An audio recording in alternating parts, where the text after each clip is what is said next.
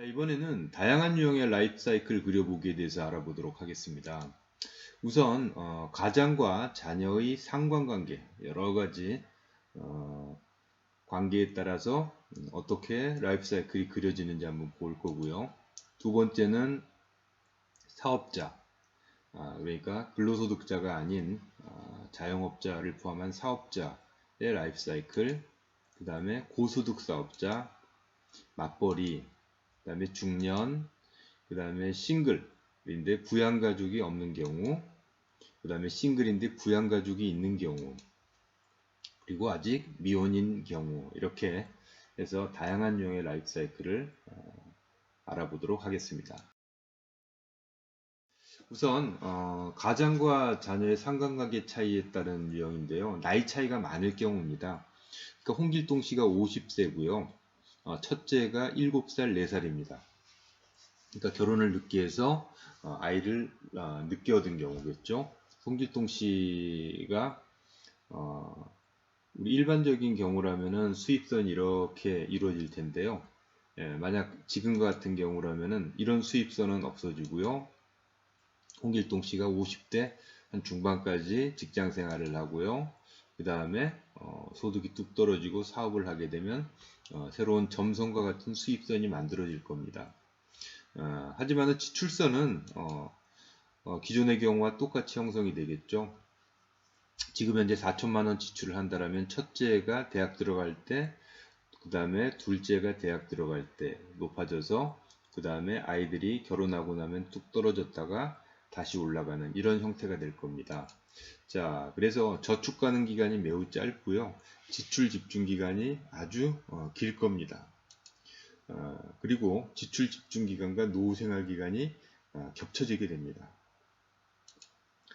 그러다 보니까 지출 집중 기간에 대한 부담감이 훨씬 더 크게 늘어나겠죠. 그리고 노후에 대한 부담감도 커지고요. 그래서 부모와 자녀의 나이 차이가 보통 한 30년에서 한 35년 정도가 일반적인데 이거보다 더 커질 경우에는 이렇게 경제적 부담이 노후에 많아지게 된답니다. 그래서 결혼을 늦게 하신 가정에 있어서는 이런 부분들을 꼭 감안해서 인생 설계를 해야 된다라는 거 말씀드리겠습니다. 두 번째는 반대의 경우입니다. 나이 차이가 적을 경우입니다. 수입선이 이렇게 가고 인생선과 재무선이 이렇게 갈 경우에 지금 현재 홍길동 씨가 40살인데 큰아이가 17살입니다. 결혼을 아주 일찍 한 경우죠. 그래서 수입선이 이렇게 갈 겁니다. 여기에 따라서 지출선을 그려보면 지금 아이가 크니까 지출이 좀 많을 겁니다. 그리고 첫째 아이가 대학 들어갈 때 그때부터 저축이 어려워지고 또 둘째가 대학 들어가면 지출이 늘어나서 그 다음에 두 아이들이 결혼하고 나면 지출이 뚝 끊기고 이렇게 가는데요. 일반적인 유형하고 좀 다른 거는 일단 지금 현재는 저축 기간이 매우 짧을 겁니다. 왜냐하면 아이들이 많이 성장을 했기 때문에.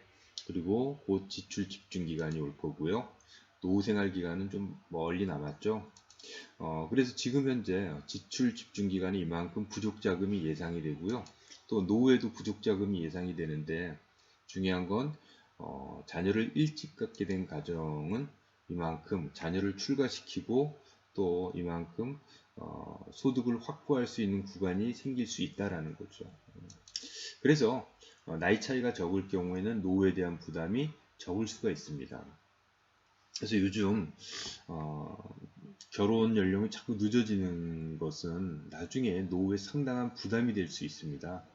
가능한 30세 이전에 남자의 경우 그리고 여성의 경우는 한 27세에서 28세 가정을 꾸리는 게 라이프 사이클 상으로 가장 적합하다고 이렇게 봐집니다.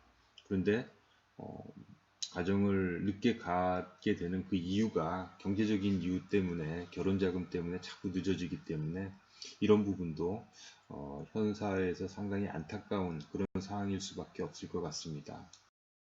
자, 세 번째는 자녀가 많을 경우입니다. 자, 일반적으로 수입선과 지출선이 이렇게 그려지는데요. 만약 늦둥이가 하나 더 생긴다라고 가정을 하면은요, 어, 늦둥이가 대학 들어가는 시점에서 한 번 더 지출이 많아지고요. 그 다음에 결혼하는 시점까지 지출선이 더 늘어날 겁니다. 그렇게 되다 보면은 이만큼 일반적인 가정에 두 명의 자녀가 있다면 이만큼 부족자금이 발생하는데 이거보다 더 예, 많고 또 길게 부족자금이 발생이 되겠죠. 그래서 저축 가능 기간과 지출 집중 기간이 상당히 길어지게 된다는 거죠. 그래서 노후 생활 기간까지 길어지기 때문에 노후에 경제적인 부담이 상당히 크게 가중된다는 것도 알 수 있습니다. 그래서 자녀가 많을수록 경제적 부담이 가중이 되는 거죠. 자녀 한 명이 태어나서 대학교까지 졸업하는데 보통 한 3억 정도가 들어간다고 합니다. 그러니까 자녀 한 명을 비용으로 따지면 3억에 해당된다는 거죠. 그만큼 경제적인 부담이 크기 때문에 그래서 또 우리가 자녀를 더 안 갖는 그런 경우도 많이 있습니다. 이 부분 역시 우리 사회가 해결해야 할 그런 문제라고 생각이 됩니다. 중요한 건 사회나 국가가 해결해 주기까지는 앞으로 너무 많은 시간이 걸릴 수 있기 때문에 개인 스스로 이런 부분들을 미리 예측하고 대비하는 게 가장 명확한 답이다 이렇게 봐줄 수 있습니다. 자, 마지막에 자녀가 한 명밖에 없을 경우를 상정을 해보면은요.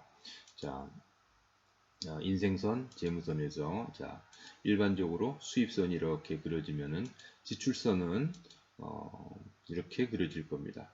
일단 이렇게 보시다시피 지출선 부분이 많이 낮아졌죠, 그렇죠? 예, 한 명밖에 없다 보니까는 그만큼 학자금, 결혼자금에 있어서 부담감이 적습니다. 저축 가능 기간, 지출 집중 기간, 노후 기간이 설정이 되지만은 좀 전에 일반적인 가정에서 이만큼 부족자금이 생성이 되는 데 비해서 그거의 절반 정도밖에 부족자금이 만들어지지 않습니다. 그러다 보니까 노후에 대한 부족자금도 상대적으로 낮게 되죠. 그래서 자녀가 적을수록 경제적 부담이 경감이 된다라는 것입니다. 그래서 라이프 사이클을 그려가는 데 있어서 부모와 자녀와의 상관관계는 매우 중요하다라는 사실 꼭 기억하시기 바랍니다.